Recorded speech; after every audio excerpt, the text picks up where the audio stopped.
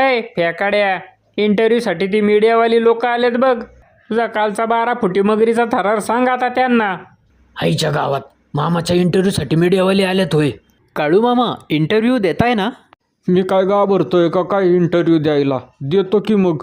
अहो काय सांगायचंय, जसा पाण्यामध्ये मी सूर टाकला तशी 12 फुटी मगर आली ना माझ्या अंगावर धावून. माझा पाय धरला तिने आणि खोल पाण्यात आतमध्ये मला तिने ओढत ओढत नेलं.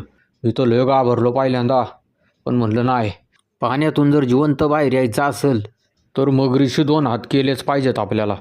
हे मी तिच्या शिफ्टीकडनं झालो आणि शेजारीच बाला मोठा खडक होता. आणि मग काय अंगामध्ये माझ्या धडाकेबाज शिरला.